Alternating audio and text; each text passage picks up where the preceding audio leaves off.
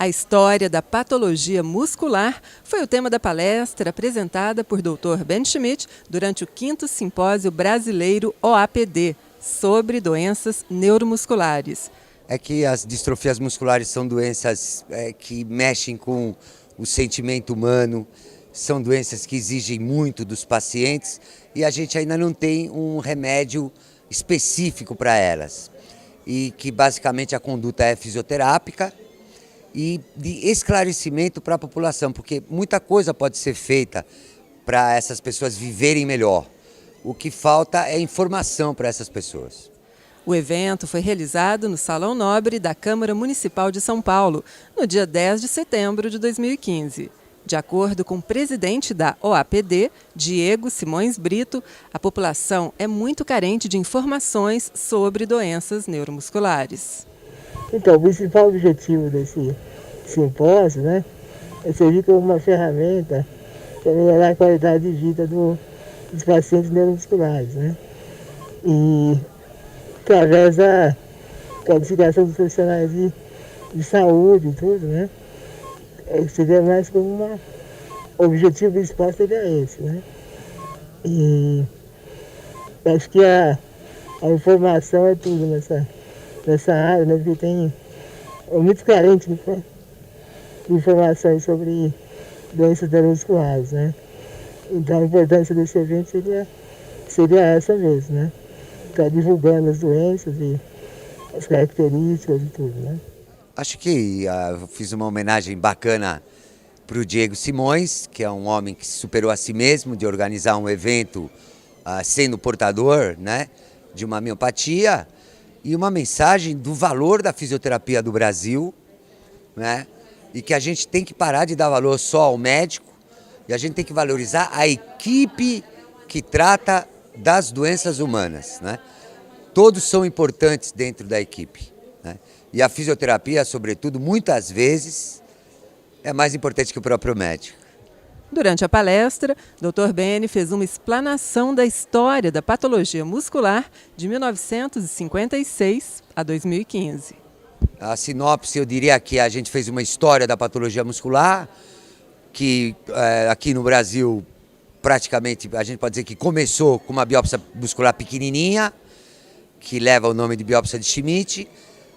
Montamos o maior arquivo do mundo de patologia muscular, uma glória para o brasileiro, para um pesquisador brasileiro, para toda a nossa equipe da neuromuscular da escola, e todas as nossas conquistas na AIDS, na descoberta da proteína, da localização da proteína, do entendimento de um monte de doenças, por que elas causam dor muscular, mas a mais importante é abrir os olhos à informação das pessoas que têm doença muscular, que tem muita coisa para se fazer. E que essa coisa, às vezes, não está escondida dentro da farmácia. Que essa coisa não está escondida dentro da indústria farmacêutica. Eu acho que essa é a informação que eu quis deixar. Tomara que eu tenha conseguido. Você assiste agora a palestra na íntegra. Uma certa tarde parecida como essa, tinham 3 crianças viajando de trem e o pai delas ficava olhando pela janela e não tirava o rosto da janela. E as crianças estavam incomodando todos os passageiros do trem. Chutavam os passageiros, cuspiam, deixavam cair água. E essas crianças incomodavam tanto os passageiros, que numa determinada hora, uma passageira se levantou e foi conversar com o pai.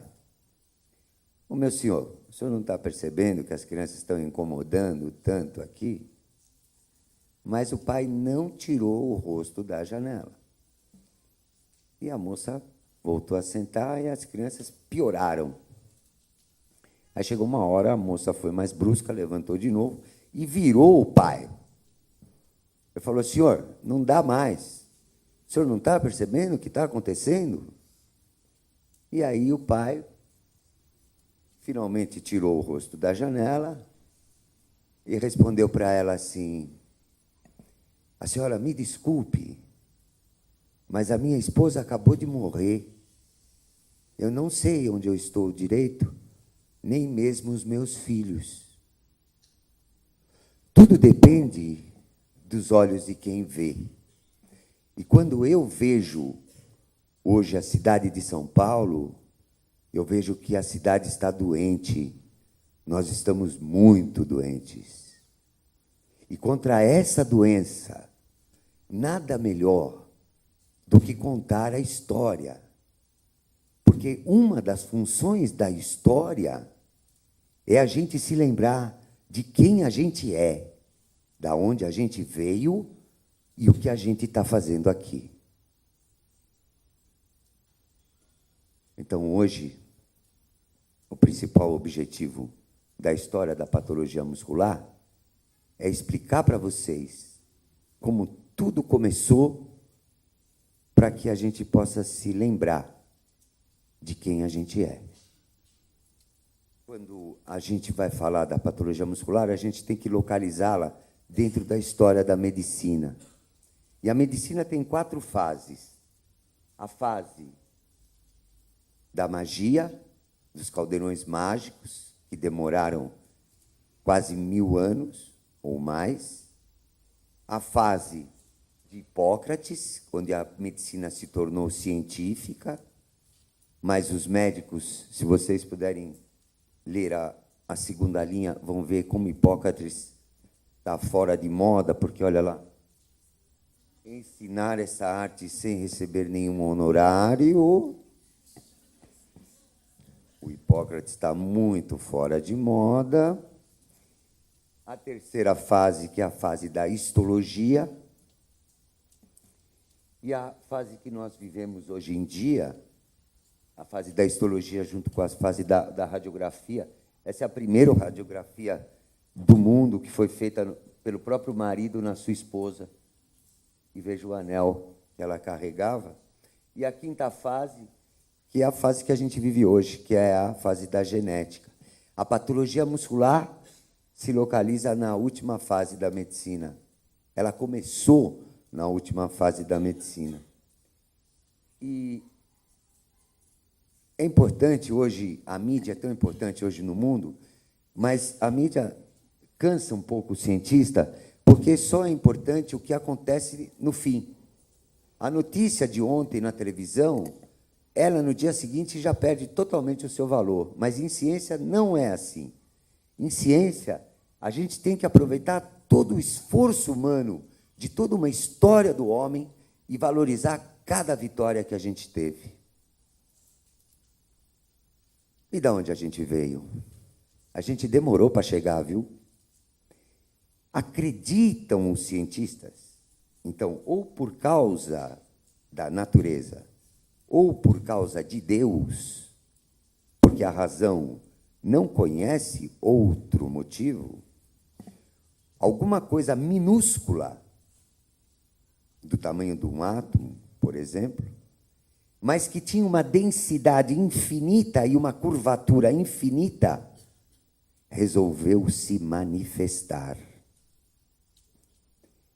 E como um cone gigantesco, começou a expandir o universo, que era escuro.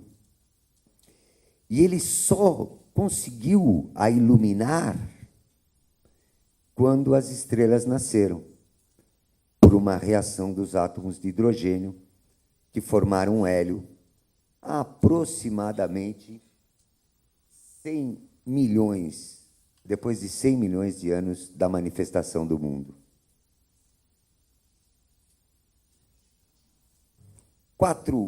Cerca de 4 bilhões de anos e 300 milhões de anos. A gente considera, os cientistas consideram esse animal aqui, o Vernani macula, como o primeiro animal que se separa em 2 metades iguais ao corte longitudinal. E ele é uma lenda científica, porque a partir dele que começaram a evoluir todos os animais, de acordo com os cientistas. Até que o homem, hoje um cientista acredita que um homem moderno tenha por volta de 200 mil anos.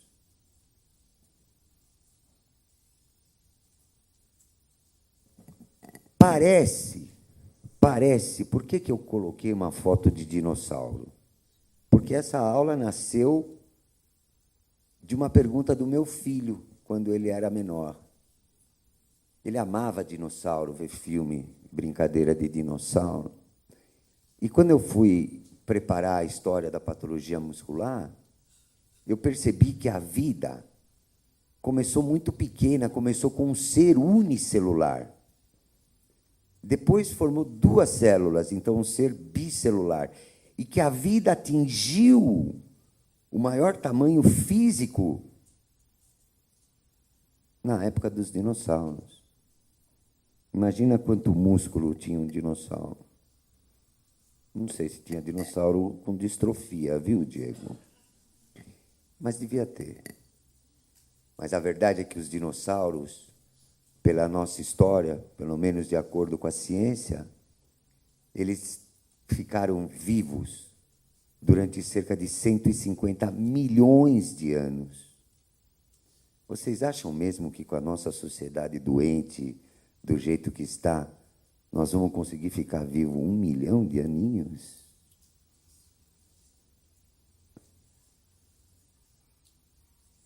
Em 1956, começa de verdade a patologia muscular. Porque até 1956, então, a patologia muscular tem só 50 anos. É mais nova que eu. E a gente participou muito dessa história.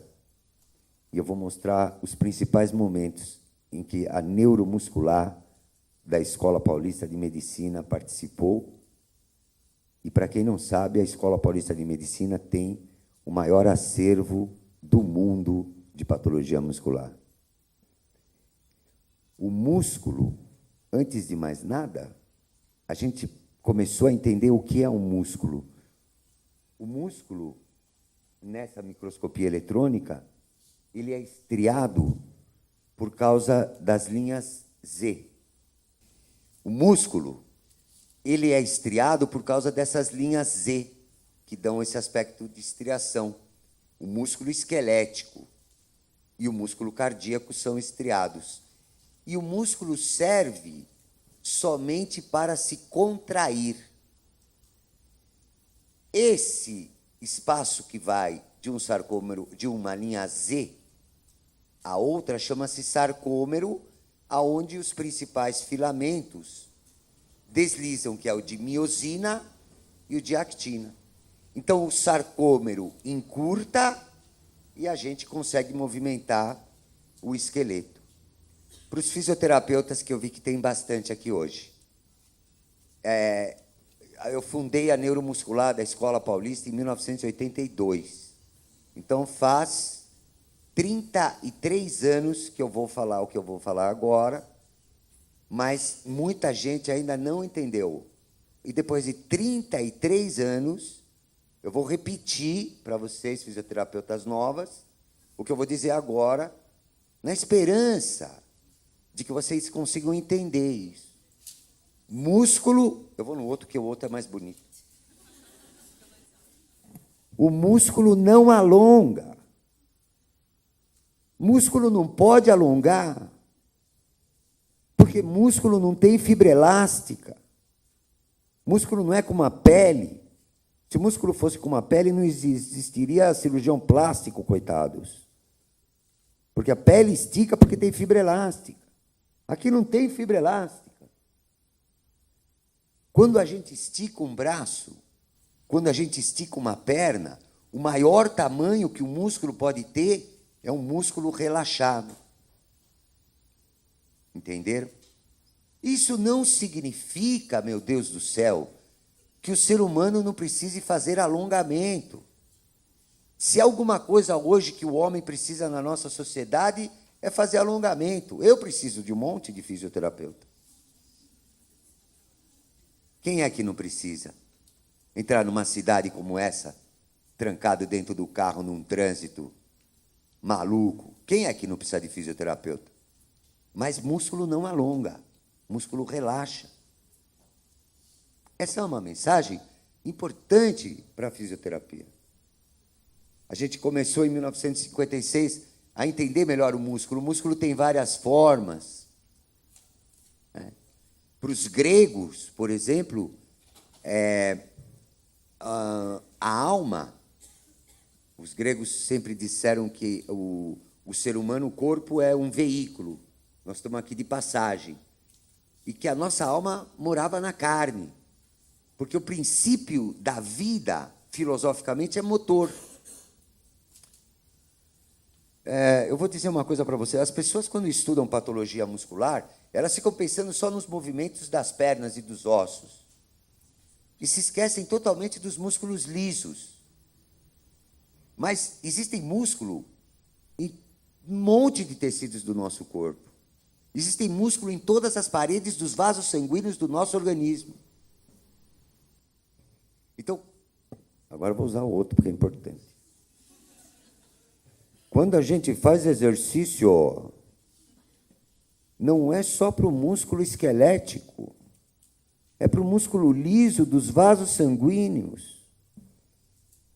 Praticar esporte hoje é fundamental para a saúde. Evita a doença. É muito melhor a gente promover saúde do que a gente tratar uma doença.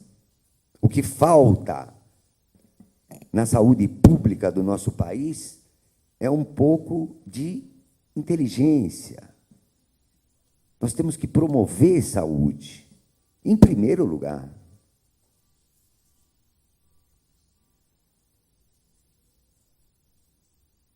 Conforme eu disse, esses tinham bastante músculo.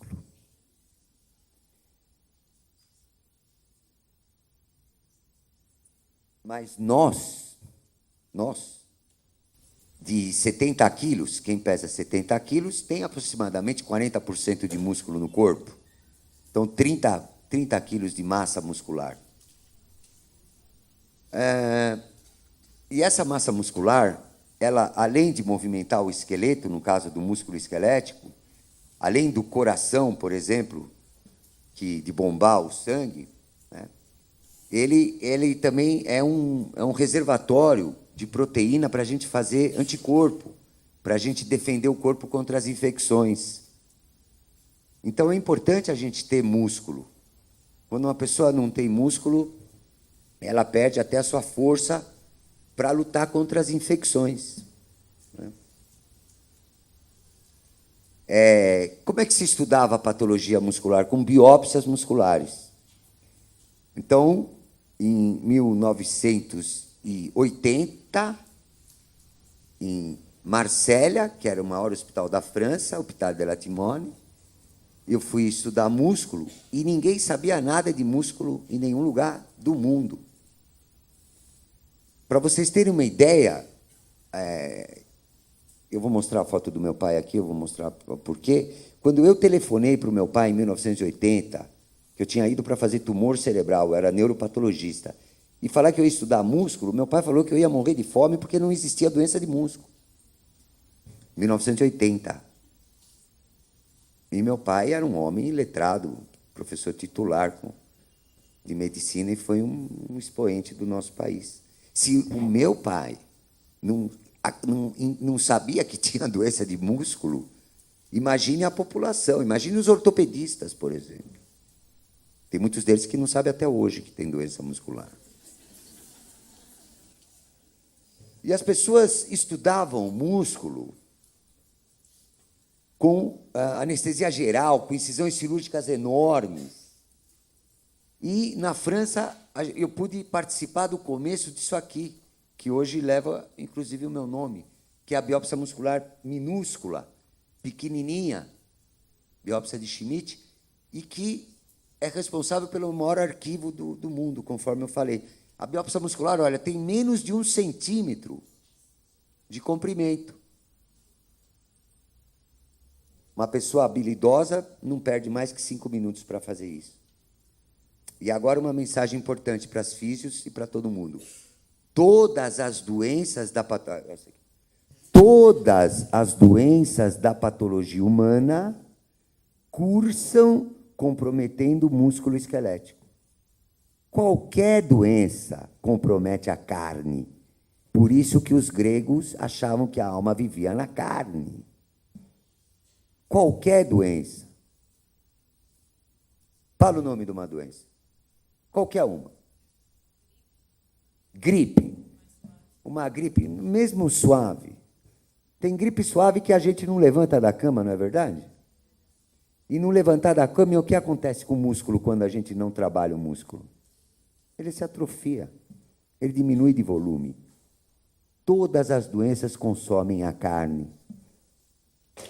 A fisioterapia, eu não estou falando isso hipocritamente, tanto é que eu vou usar o microfone da direita. Eu estou falando com o meu coração. Eu considero, quem trabalhou comigo durante esses 30 e poucos anos, sabe, que em inúmeras oportunidades, talvez eu fale na maior parte, mas fica feio eu falar na maior parte o que eu vou falar. Mas em inúmeras oportunidades, a fisioterapia é muito mais importante que os médicos.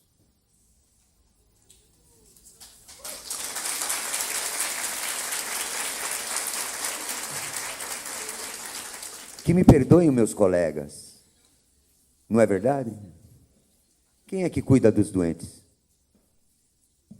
Hã? Como é que médico pede fisioterapia? Hã? Vai fazer fisioterapia. O cara não tem a menor noção. Se é motora, funcional, vai fazer fisioterapia.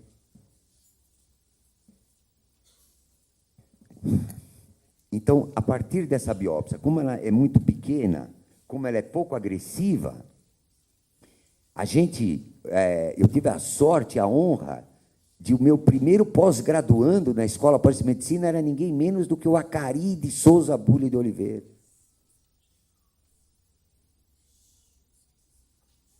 Poxa, que sorte que eu tive. Em vez de ensinar para ele, foi ele que me ensinou. Porque ele aprendia tão rápido, o que eu passava para ele, que logo depois ele estava me ensinando a mesma coisa que eu tinha passado para ele. E juntos, a gente construiu esse arquivo, que eu vou mostrar o que aconteceu na história da patologia muscular com esse arquivo agora. A gente estudou biópsia muscular do que vocês podem imaginar. Eu biopsiei um monte de outros animais. E, logicamente, o Acari quase sempre infartava, porque eu biopsiei pombo dentro da Escola de Medicina, cachorro, boi, um monte de animais. Né? O pombo-correio, por exemplo, eu estava muito interessado nos pombos-correios, porque o pombo-correio viaja numa velocidade muito grande, eu queria saber que fibras musculares que o pombo-correio tinha. E não deixa cicatriz. E, apesar da genética, no começo da aula que eu falei que nós estamos no ramo da genética, hoje quem tem alguma coisa muscular, uma coisa bem legal de se fazer é uma biópsia muscular. Veja bem, isso não é diminuir a genética, pelo amor de Deus. A genética é a coisa mais importante hoje da ciência, óbvio. Ela é uma esperança de vida, uma esperança de sobrevida em um monte de doenças. Mas para fazer fisioterapia, inclusive, é muito bom ver o músculo microscopicamente. Quando a gente faz a biópsia muscular, a gente faz inúmeros cortes. Cada bolinha dessas é uma fibra muscular. Então, dependendo das cores, vai ter um aluno nosso, sensacional, como o Acari, quase como o Acari, porque o Acari hoje, na minha humilde opinião, é incomparável no nosso país. Mas o Edmar Zanotelli hoje vai ensinar como faz diagnóstico de biópsia muscular. Foi um aluno nosso. E é um orgulho.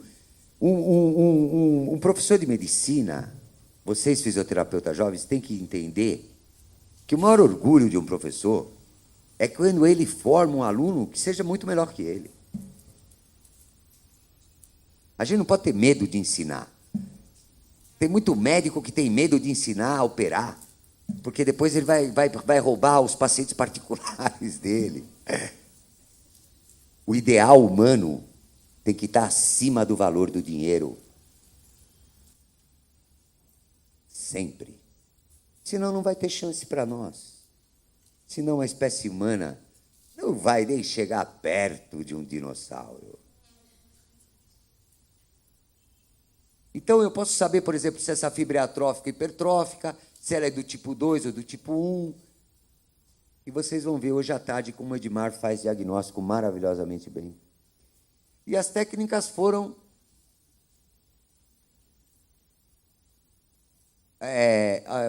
se desenvolvendo. Por exemplo, aqui, nós já estamos em 1986, nós já conseguimos corar as fibras musculares dentro dos fusos neuromusculares, enquanto as fibras musculares esqueléticas, extrafusais são responsáveis pelo movimento do esqueleto, as intrafusais dizem onde eu estou, qual é a minha posição no espaço. Eu vou usar o outro microfone, que é o meu pai, né? É lógico, já deu para perceber que eu amo meu pai foi muito importante para mim na vida, mas eu uso ele na história da medicina e na história da patologia muscular por meritocracia. Meritocracia, que palavra legal, não? Já pensou se o nosso país, as pessoas que são escolhidas para governar, fossem escolhidas por meritocracia? Seria muito melhor, né? Mas o meu pai está aqui porque ele introduziu o teste do pezinho em dezenas de países do mundo. E no Brasil, sobretudo. E por que ele está aqui? Porque promover saúde é melhor do que tratar doença. Então, na história da patologia muscular, existe isso aqui, ó. Isso aqui é foto de uma biópsia, onde eu vejo crianças, às vezes, são recém-nascidas hipotônicas, e que o músculo é imaturo.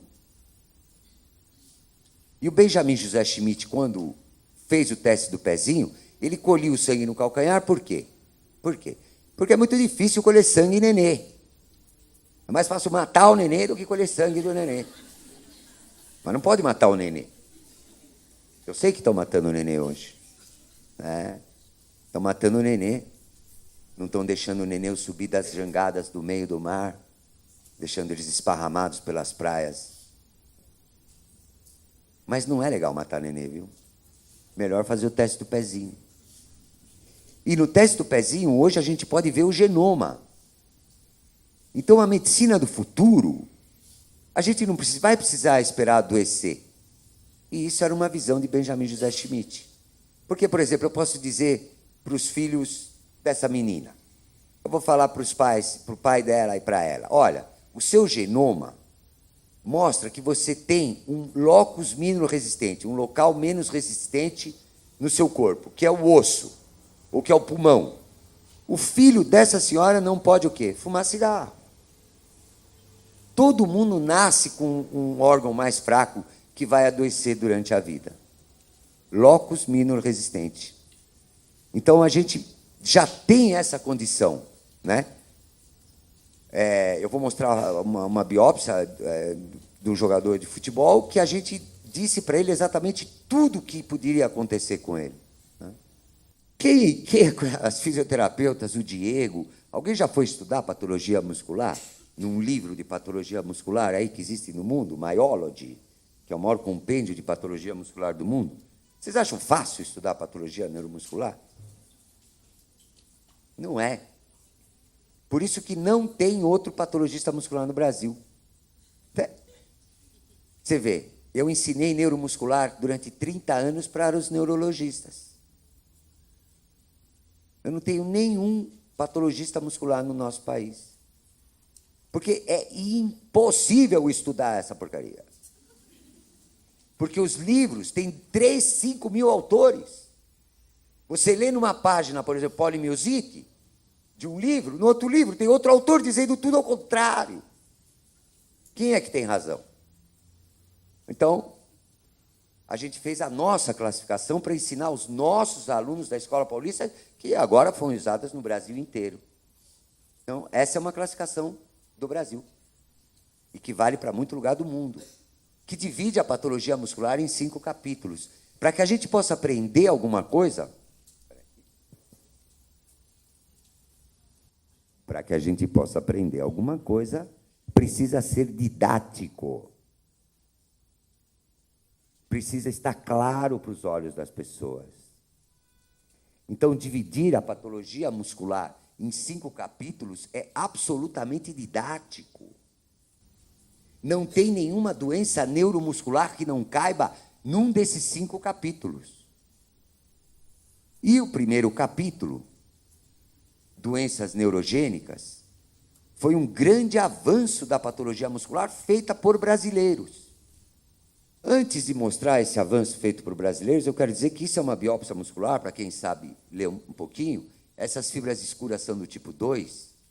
Esse é um slide que eu sei, eu vou ser preso muito antes que isso aconteça, mas eu gostaria de mostrar lá no Palácio do... Como chama o Palácio do Presidente, lá em Brasília? Como? Do Planalto. Eu queria levar só esse slide para o Planalto, na frente de todos os políticos que mandam no nosso país. Só um slide, só esse.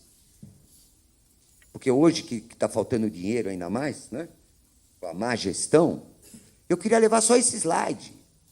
Será que eu ia conseguir explicar para essas pessoas o que eu estou vendo aqui? Eu estou vendo aqui uma das coisas mais importantes da nossa vida, que a gente nasceu para trabalhar a vida inteira, que a gente nasceu para caminhar, avisa o prefeito, a gente não nasceu para andar de bicicleta, a gente nasceu para caminhar. Caminhar. E quem não caminha, quem não faz esporte, fez uma biópsia e fica assim, olha, atrofia muscular de fibras do tipo 2. Como é que pode o Congresso, como é que pode existir aposentadoria em tantos países do mundo? A conta não vai fechar nunca. Como é que uma pessoa quer parar de trabalhar com 50 anos de idade, meu Deus do céu? Se eu parar de trabalhar, o que acontece com um velho que para de trabalhar? Fica doente e morre. Será que alguém pode me ajudar a explicar isso para esses homens? Quem trabalha, como é que vai pagar para aposentadoria para quem não trabalha? Ponto final. É uma coisa até o si. Para que serve a ciência, meu Deus do céu? Para que serve a ciência? Se a ciência não servir para melhorar a qualidade da nossa vida, então eu desperdicei a minha, por exemplo. E o Acari desperdiçou a dele. Não existe aposentadoria. Isso não significa que pessoas que não possam trabalhar de verdade ou que tenham que trabalhar menos não recebam uma ajuda do governo. Será que um dia eu vou conseguir ir lá? A atrofia de fibras do tipo 2 é a atrofia hoje do ser humano. Fica sentado na cadeira o dia inteiro sem fazer nada. Que nem meus filhos com esses aparelhinhos.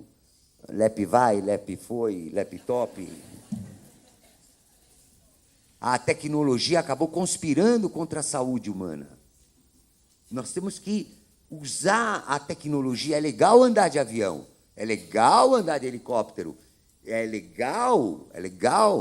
Minha mãe, que está aqui presente hoje, queria agradecer a tua presença. Eu, quando ia esperar minha mãe no aeroporto, eu ia de terno. Hoje, vocês não sabem, mas tem um programa para levar as pessoas para viajar de avião de pé. A viagem é curta mesmo. Quanto dinheiro quer ganhar uma companhia aérea? Às vezes as pessoas se esquecem que a Terra é finita e o lucro não pode ser infinito. O que adianta eu ter tecnologia se eu perder minha qualidade de vida? Mas a principal contribuição da escola, no capítulo 1, É isso que eu vou mostrar aqui. Isso é uma biópsia normal, ó. Fibra 2, fibra 1, fibra 2, fibra 1. E isso é uma biópsia que tem type grouping, que é um agrupamento de fibras musculares do mesmo tipo histoquímico. Aqui, a Escola Paulista de Medicina começou a ficar famosa no mundo. Porque essa biópsia é de um paciente bem caquético, que não tinha músculo, que estava internado no 7º andar da Escola Paulista de Medicina, e que o Acari, era pós-graduando na época, me chamava de professor, e chegou para mim e falou assim: professor, esse seu negócio aí de biópsia muscular é muito legal, hein? Eu tenho um paciente lá em cima que está lá caquético e ninguém sabe o que ele tem. Vamos fazer uma biópsia muscular para ver o que é? Falei, vamos. Essa é a biópsia. Type group, olha como as fibras são pequenininhas aqui, ó. Então, elas estão agrupadas. Isso acontece toda vez que a gente tem uma doença neurogênica. Poliomielite, neuropatia periférica, neuropatia diabética. Pode escolher outra doença neurogênica. Toda doença neurogênica abaixo da cabeça. Da cabeça para baixo. Ou melhor, do bulbo para baixo. Do tronco cerebral para baixo, melhor ainda. É que com a velhice a gente vai ficando meio esquecido. E todas têm agrupamento, type grouping, não tem nome em português.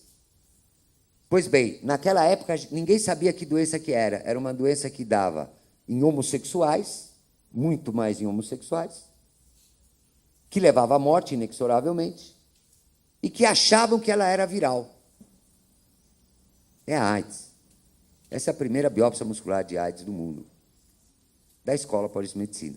E o Acari, que é gênio, para quem não sabe, é gênio, disse e me respondeu, assim que viu a biópsia: professor, se tem type grouping na biópsia muscular daquele paciente, essa doença aí, se for viral, o vírus compromete o sistema nervoso. Paper, show, jornal em Los Angeles, 1986. Type grouping. E aí nós começamos a ensinar type grouping pelo Brasil. O que era, como fazer diagnóstico, porque a gente tem que dizer para o neurologista: o músculo está normal ou não está normal? O músculo tem uma doença neurogênica ou tem uma doença miopática? Se for neurogênica, qual é? Em que local que está? Está no corno anterior? Está na raiz? Está no nervo? Está na placa motora? E se for muscular? É inflamatória? É congênita? É hereditária? Não é hereditária? Hoje à tarde vocês vão ver tudo isso com o Edmar. Miopatias congênitas foi a primeira miopatia descrita no mundo que se deu nome, e foi exatamente essa. Essa chama Central Core. Não tem nome em português. Foi a primeira miopatia descrita por Shai e Magui, são dois colaboradores diferentes, e que começou a era da patologia muscular, porque as doenças musculares eram descritas pelos autores que a descreviam. Por exemplo, distrofia muscular de Duchenne, distrofia muscular de Becker, ou, se não, pelos músculos que ela comprometia, como distrofia fáscio-escapulohumeral, que compromete mais os músculos do húmero, da escápula. Entenderam? E aqui começou a dar o diagnóstico por alteração histológica. Central Core. Isso é uma NADH com uma falha de atividade oxidativa aqui no meio. Então, as miopatias congênitas são alterações estruturais, olha a microscopia eletrônica, de um core. E ela ficou muito famosa porque as crianças que têm essa doença não podem tomar anestesia, sobretudo derivados de acetilcolina, né? Derivados de succinilcolina ou halogenados que podem desenvolver uma hipertermia maligna e morrer. É uma imbecilidade uma criança tomar uma anestesia geral e morrer por causa do tipo de anestésico, né? Então, na França, todo mundo anda com uma carteira de identidade que diz se é miopata ou não. Eu fiquei pensando, quando que vai acontecer isso no meu país, né? Acho que do jeito que está, é melhor já agradecer que a gente tem uma carteira de identidade. A gente ri, mas não é engraçado, né?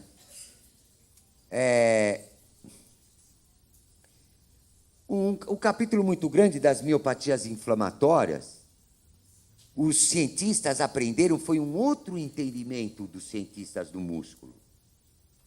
Eu vou pegar agora uma menina que eu acho que está com cara de apaixonada. Essa aqui, ó. Como você chama? Fala teu nome. Essa aqui, ó. É você, ó. Fala teu nome. Como? Renata. Você está apaixonado? Então, não pode. Tem que ser uma apaixonada. Quem está apaixonado? Você está apaixonado? Ela está apaixonada. Como ela chama? Como ela chama? Fala teu nome, menina.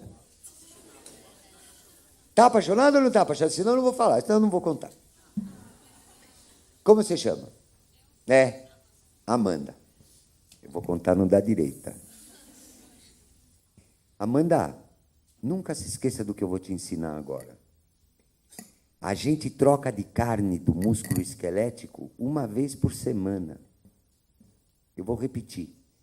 A gente troca de carne do músculo esquelético uma vez por semana quando a gente é jovem.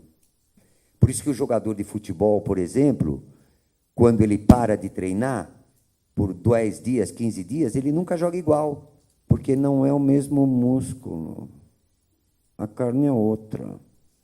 Tem que treinar, atleta tem que treinar todo dia. Porque o músculo significa o próprio processo da vida. A actina, a miosina, por exemplo, o filamento de actina, se renova todo dia. Todo dia.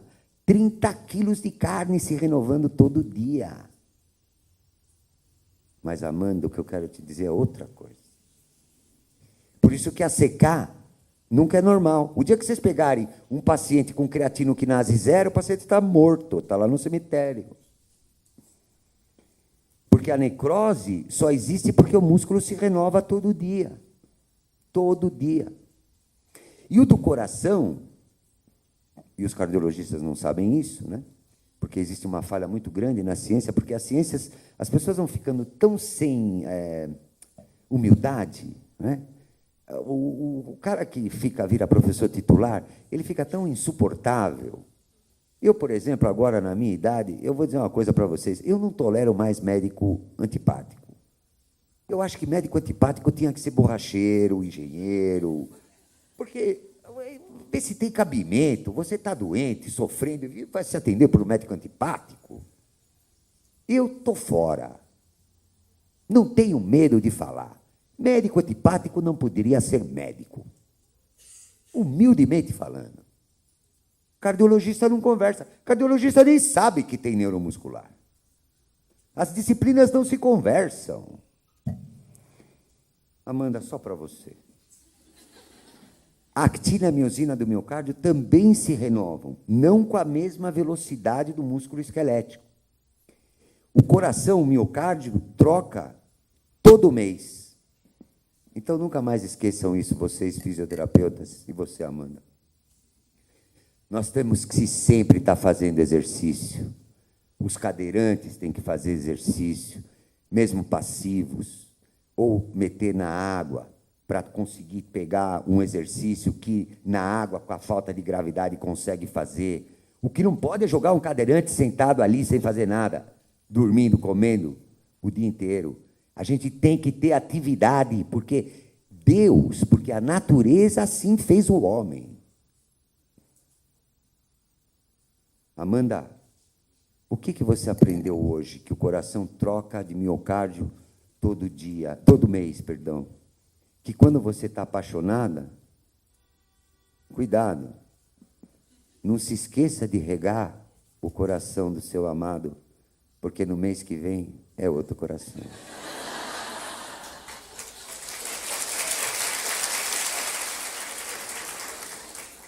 A gente foi evoluindo e veio o infiltrado inflamatório.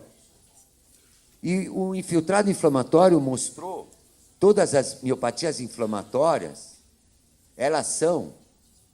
a maior parte das miopatias inflamatórias são autoimunes. Então, elas, além de ensinar a gente que o músculo se regenera toda semana, né, ela também ensinou por que hoje o ser humano fica doente. É que vou mudar porque é uma mensagem legal. Essa é uma mensagem para a indústria farmacêutica. A gente descobriu já faz tempo porque o ser humano fica doente. É por causa, principalmente, que o ser humano hoje está triste, deprimido e obeso. E a medicina não se compra na farmácia. A medicina é um estilo de viver. Não é possível que hoje, quando eu ando e caminho na rua, eu não consiga encontrar uma pessoa que não tome um medicamento sequer todos os dias. Isso é a propaganda da indústria farmacêutica, que colocou na cabeça de vocês, do pai, dos avós de vocês, que tem que tomar remédio todo dia para ter saúde. Não. A resposta é não. Saúde é estilo de viver, é aprender a viver com o passar da idade, amar melhor, exercer o seu destino, trabalhar com paixão. Quem ama não adoece. Os gregos já disseram isso. Isso que as doenças inflamatórias ensinam para a gente. Porque todas as doenças autoimunes, quem produz a doença? A própria pessoa. E como é que os médicos hoje, que vão tratar uma polimiosite, uma dermatomiosite, não pensam nisso? Eles querem dar corticoide o tempo inteiro. Não sabe o que tem? Dá meticortem. Não é engraçado. Não é nada engraçado. O que tinha que fazer com essas pessoas que têm doença autoimune? Colocar um terapeuta para a pessoa se resolver, aprender, por exemplo, a perdoar os outros e, muitas vezes, a perdoar a si mesmo. A neuromuscular tem hoje por volta de 1000 trabalhos científicos. O Acari não para de publicar. São centenas de teses. Mas vou dar um exemplo só. Dengue. Dengue dói o músculo, não dói? O Acari nós fomos até uma crise de dengue, acho que em 1989, por aí, e a gente foi fazer biópsia muscular em dengue, dengue da mialgia. As pessoas precisam parar de pensar que ser cientista é ficar procurando gene. Não tem gene, então não é ciência. Meu Deus do céu, vocês viram o começo da aula.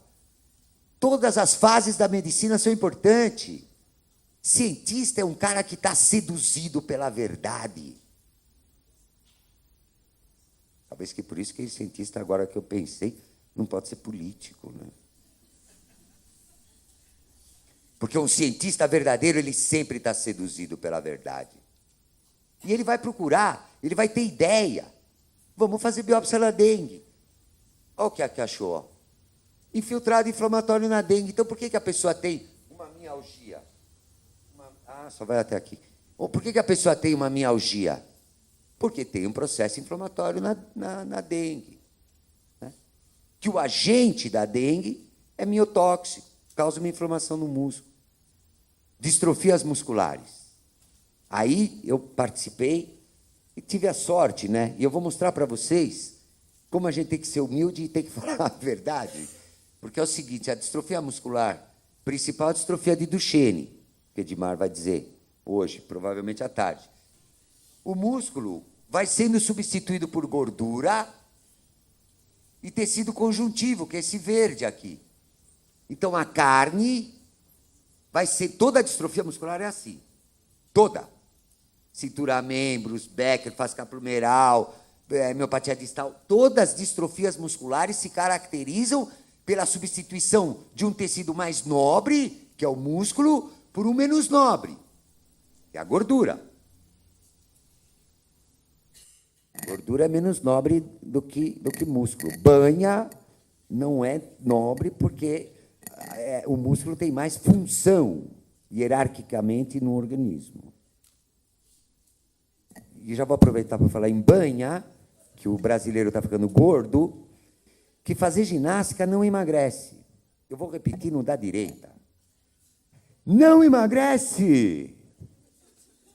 Correr não emagrece. Será que vão entender isso? Não emagrece. Eu vou provar para vocês. Faz 30 anos que eu falo a mesma coisa. Eu vejo que tá gordinho correndo no Ibirapuera. O cara parece que vai rolar dali de cima. E bufando, e bufando. Acaba a corrida. O cara abre um pacote de bala. Mas ninguém ensinou para ele, meu Deus do céu. A gente emagrece pondo um esparadrapo na boca. O homem come o dia inteiro hoje. Acorda comendo, dorme comendo, vai comer. Não para de comer. Não importa nem o que come, é a quantidade de comida. Vocês vão ficar tudo querendo os americanos, hein? Nos Estados Unidos, eu fui professor na Columbia University, em 1988, que eu vou mostrar aqui agora, e eu vi centenas de pessoas com mais de 200 quilos. Ali eu tive a nítida sensação de que o homem, naquela região, nasceu para comer. Não nasceu para viver. E obesidade, a gente não fala de obesidade por uma questão de beleza ou de feiura. É uma questão de saúde. Tem gente que é mais obesa naturalmente e é bonita. Tem gente obesa bonita, mas é constitucionalmente obesa. E não as gordas safadas que não param de comer. É diferente. Distrofia muscular. O que eu participei pessoalmente? A distrofia muscular é genética, né, causada por um gene, e a gente sabia a localização do gene no cromossomo X, 99,9% da mulher. Mas não sabia qual era a proteína. E aqui nasceu uma técnica chamada genética reversa. Porque, normalmente, hoje como funciona a ciência? Sabe qual é a proteína que falta e vai procurar o gene. Aqui não. Aqui nós sabíamos qual era o gene para achar a distrofina. Acharam. E eu era professor de neuromuscular em Paris, naquela época, com Michel Fardot, que foi uma lenda. E um italiano veio me roubar. Falou que a França era muito pouco, que eu podia ser melhor cientista e que eu tinha que ir para os Estados Unidos. Vocês já perceberam que eu não gosto muito dos Estados Unidos, né? Mas eu fui. E no segundo dia que eu estava nos Estados Unidos, descobriram a proteína, né? A distrofina, 87, 88, e aí queriam saber onde ela ficava. A distrofina corresponde a só 0,02% do músculo esquelético inteiro. Então, não é a quantidade que, às vezes, faz a importância na vida, né? Então, aí descobriram a distrofina. E eu já vinha com a fama lá de Paris, da Salpêtrière. E aí, ele está morto, o Eduardo Bonilla, ele me pediu para tirar uma foto. Eu não tinha a menor noção do que era esse negócio. Eu nem sabia o que era distrofina. E eu tirei essa foto aqui. Aliás.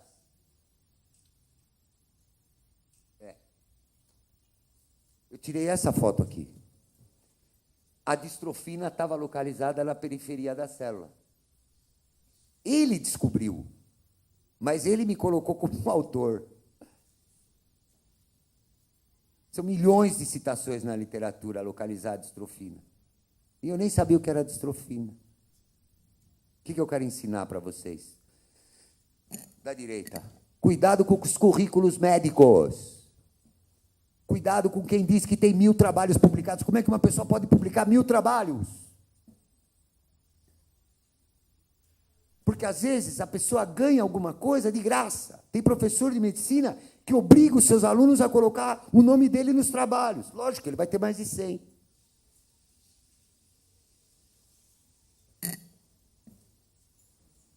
Eu nem sabia o que era distrofina. Em todo caso, a localização da distrofina foi espetacular. E todas as outras proteínas de membrana do músculo foram descobertas depois dela. E olha aqui, essa é uma foto premiada, é uma fibra em hélice, onde a fibra vai se hipertrofiando, hipertrofiando, hipertrofiando, até que ela vai se partir. A hipertrofia tem um ponto, onde, a partir desse ponto, ela se quebra. O Schwarzenegger não pode virar o Hulk. O Schwarzenegger é aquele indivíduo musculoso, e o Hulk é aquele monstro verde do desenho. Não pode virar, porque tem um limite à hipertrofia. E, geralmente, os halterofilistas, por exemplo, a gente tem trabalhos com halterofilistas na Escola Paulista, não é saudável para a saúde. Muitos deles viram miopatas, não conseguem subir escada. Né? Existem esportes que fazem bem para a saúde. Outra coisa, esporte de alto rendimento não faz bem para a saúde, mas ganha medalha. Né? Aí depende filosoficamente. Quem quer viver 5 anos menos e ter uma medalha no peito, ou quem quer prolongar a vida e se cuidar mais. Né? É um dilema humano antigo. Cura. Agora eu vou falar de cura. O neuromuscular, a fisioterapeuta, tem que entender que vocês não estão lá para curar ninguém. Vocês estão lá para aliviar a dor, que nem o Hipócrates falou, e para melhorar a qualidade de vida. Por exemplo, esse é um paciente, esse foi o primeiro chefe da neuromuscular da história, Alberto Alain Gabay, foi professor da Cari junto comigo. Ele não é homossexual, ele tá, eu adorava brincar com ele com isso. Ele tá segurando a escápula desse paciente. Porque na face capilumeral, o paciente não consegue levantar o braço a partir do plano horizontal. Então, quem não consegue levantar o braço a partir do plano horizontal, não consegue escovar o dentinho, pentear o cabelo, se vestir. Então, vocês, fisioterapeutas, têm que entender que a hora que você consegue fazer um indivíduo levantar o braço a partir do plano horizontal, vocês estão melhorando a vida da paciente pra caramba. Ah, não curei. Curar. Primeiro melhora a qualidade de vida. Né? De ir e vir. Então, aqui a gente inventou essa cirurgia aqui, que não tem os músculos da escápula, né? O romboides, e principalmente os romboides, eles não existem. Então, a gente inventou, eles grudavam. O ortopedista põe os parafusos e gruda a escápula direto no gradeado costal e a pessoa consegue ter uma qualidade de vida muito boa, porque a face capilumeral é uma doença benigna, né? Com a distrofina, a gente conseguiu outra coisa, juntamente com a miopatia metabólica, muito mais fantástica. Em primeiro lugar, isso aqui é um slide de 1986.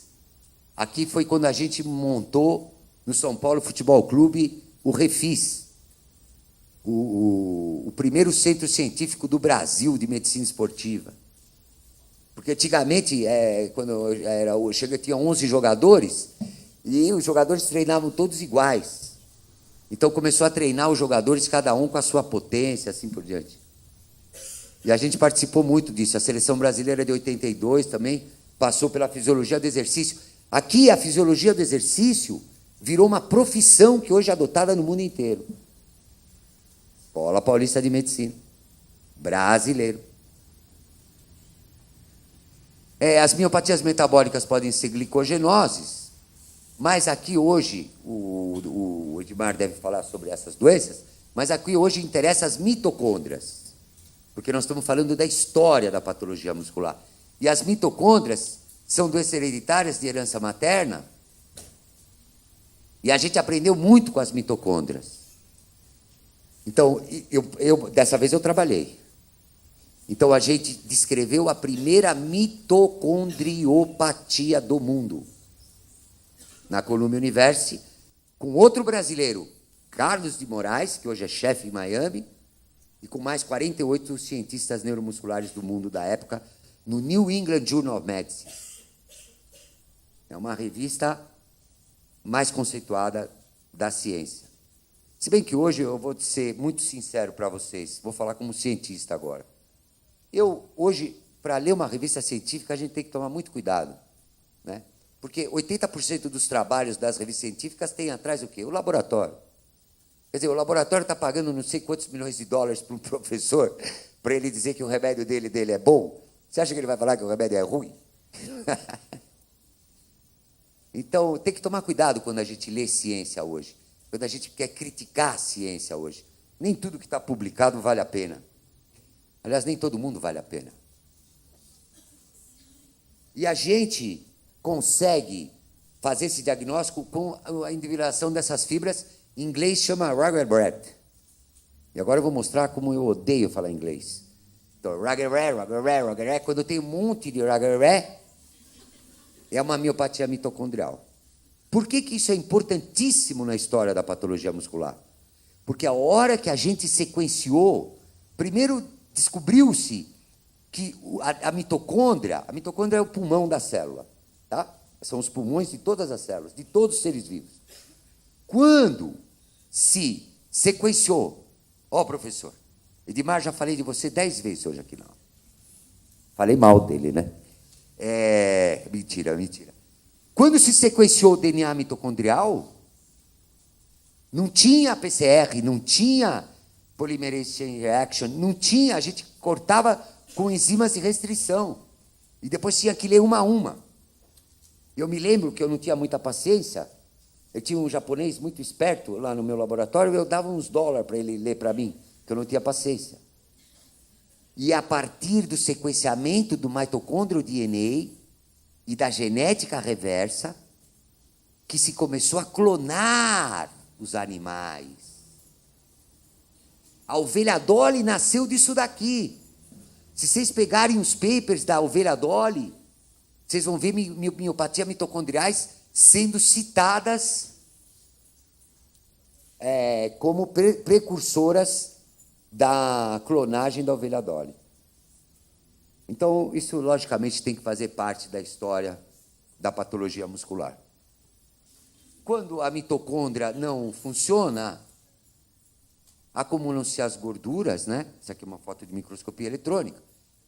A última, antes de entrar propriamente em genética, se bem que existe a parte genética, é que a gente fez os primeiros ensaios de hibridização in situ. Então, a gente cortava um pedacinho do DNA e conseguia colorir dentro do músculo. Todos esses pontinhos marrons referem-se a hibridizações in situ de mitocôndrio DNA. Hoje tem microscópios confocais na história da patologia muscular que a gente vai poder ver as reações. A vida é um fenômeno de óxido-redução, né? O ser humano, ninguém conhece ninguém que vive tomando sol. Nós não somos vegetais. O sol consegue pegar a energia da nossa estrela e viver só da luz solar. O ser humano precisa de uma energia potencializada, que são os alimentos. E aí se quebra no trato digestivo, então os fenômenos, a priori, a vida é um fenômeno de óxido-redução. E a gente vai poder ver esses fenômenos em microscópios em tempo real, dos microscópios novos. Então, isso são todas as fotos de microscópios confocais. Ainda na patologia muscular, a gente tem esperança nas assim chamadas células-tronco, né? É uma esperança. A gente acabou de assinar um contrato com a Marinha do Brasil para estudar os pinguins. E os pinguins são aves que têm um segredo, e o segredo está na mitocôndria, e o projeto chama Segredo Mitocondrial dos Pinguins. É um convênio da Escola Paulista de Medicina com a Marinha do Brasil, e nós estamos sequenciando o DNA mitocondrial dos pinguins. Porque o pinguim consegue viver a menos 50 graus e às vezes aparece em Copacabana. É o único animal que consegue 90 graus, viver 90 graus de temperatura de diferença. O pinguim, enquanto um pombinho aqui da Assembleia dura 2 anos, o pinguim, às vezes, dura mais de 70, 80 anos. Resistência à temperatura, lifespan, longevidade. E sabe quanto um pinguim viaja debaixo do mar? O pinguim talvez tenha sido uma ave que estava ali conversando com Deus e Deus falou assim, você quer nadar ou você quer voar? Porque o pinguim é capaz de voar, voo curto. O pinguim escolheu nadar. O pinguim nada que nem um torpedo, 80, 90 quilômetros debaixo d'água, sem nadadeira. Então o pinguim tem um segredo. E a gente acha que o segredo está na mitocôndria. Segredo mitocondrial dos pinguins. Esse é o trabalho que a gente está fazendo nesse momento na Escola Paulista de Medicina. E é bem difícil chegar na Antártica, viu? Não é fácil. Uma outra esperança são os oligonucleotídeos, que em algumas deleções na distrofia de Duchenne, por exemplo, está tendo um resultado muito esperançoso de, se a gente não curar, pelo menos estacionar a doença, né? Então tem um baita de uma indústria de fomento à pesquisa em cima dos oligonucleotídeos. No câncer, já se sabe que o câncer não são todas as células que proliferam, então estudar a célula-tronco ajudou os quimioterápicos nas diferentes neoplasias. E esse é o último slide da aula, Juliana, não precisa sofrer mais. Esse slide me ensinou, ou me fez lembrar, um monte de coisa, né?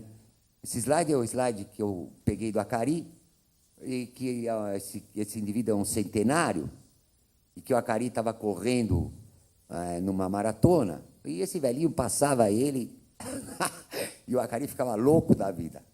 Aí o Acari acelerava, passava 5 minutos, a porcaria do velhinho, passava ele de novo. Acabou a corrida, o Acari não acreditou no velhinho, chegou para o velhinho e perguntou para o velhinho, escuta aqui, que parabéns, quantos anos o senhor tem? Ah, sei lá, 90 e pouco, não me lembro agora. Mas era nonagenário. E o senhor treinou a vida inteira? O senhor correu a vida inteira? Parabéns, o senhor é um atleta. Falei, que nada, meu filho. Está vendo aquele cara lá? Aquele cara lá era o filho dele, devia ter uns 70 e poucos. Aquele cara não para de me encher o saco. Ele falava que eu não fazia porra nenhuma, que eu não fazia nada, eu resolvi correr. Eu gosto de usar esse slide. Porque nunca é tarde para nada nessa vida. É melhor a gente viver nos últimos anos da nossa vida do que passar uma vida inteira sem ter existido. Quem não começou, que comece agora. E a patologia muscular, nesses 35 anos que a gente dedicou na neuromuscular a nossa vida, ensinou bastante coisa para a gente. Uma delas é que a gente precisa querer. Porque o músculo esquelético é voluntário. E, às vezes, os pacientes ficam esperando um milagre do laboratório, quando eles já podiam estar vivendo melhor, lutando pela sua vida, lutando pela sua qualidade de vida. A miopatia mitocondrial é um exemplo. Os pacientes com miopatia mitocondrial da escola, que a gente faz reabilitação, eles todos melhoraram a sua qualidade de vida. Miopatias congênitas. Na minha época diziam que, tem miopatia, não pode mexer, senão não sei o quê, não é verdade. A vida é movimento. Tem que saber analisar a quantidade, a densidade dessa fisioterapia. Para isso que existe o neuromuscular. Para isso que existe o patologista muscular. Precisa ter raça. A vida não é fácil para ninguém. Precisa lutar, a vida é uma luta. A gente tem que lutar pela nossa vida. Eu queria terminar deixando 2 mensagens. A primeira, que os cientistas, como eu estou aqui na Assembleia, na Câmara Municipal, eu acho que eles estão me gravando, eles me conhecem bem aqui, queria deixar uma mensagem para as pessoas que estão gravando aí da Câmara Municipal de São Paulo, que as pessoas políticos que tratam dos deficientes, e eu sou deficiente físico, recentemente mudaram o meu nome. Agora eu não sou mais deficiente físico, eu sou uma pessoa com deficiência. Eu quero dizer a vocês, políticos, que parem de perder tempo com essa bobagem, porque nome todo deficiente físico tem. Eu me chamo Beni Schmidt. Eu não preciso que vocês mudem meu nome. Antes disso, eu quero que vocês melhorem a calçada por onde eu caminho, na cidade de São Paulo. Eu quero que vocês deem acessibilidade aos pacientes que precisam, em vez de ficar perdendo tempo mudando o nome da minha doença. Essa é uma mensagem.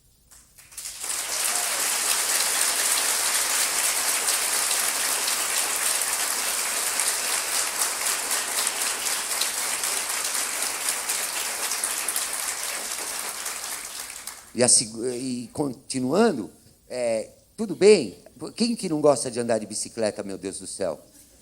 Mas antes da bicicleta, a gente tem que poder andar, né? Ou não? Minha segunda mensagem é para você, Diego. Sabe, tem um livro, Diego, que eu sempre amei a ler na minha vida. E que o cara falava que os homens eram porcos, né? E os porcos dominaram um pedaço da terra, e aí os porcos depois brigaram com os homens, aí eu olhava dos porcos para os homens, dos homens para os porcos, dos porcos para os homens, e já não sabia mais quem era homem e quem era porco. Arthur Eric Blair, George Orwell. Eu adoro essa história. Eu adoro esse livro, A Revolução dos Bichos, porque ele me ensinou uma coisa, Diego. Naquela época ele achava que todos os homens eram porcos. Mas eu fiquei refletindo, isso não é verdade. Porque se isso fosse verdade, Deus não perderia tempo em criar os homens. É porque tem homens que são diferentes. Tem homens que valem a pena. E eu considero você, pela sua superação, um homem que vale a pena. E a você eu dedico essa aula. Obrigado.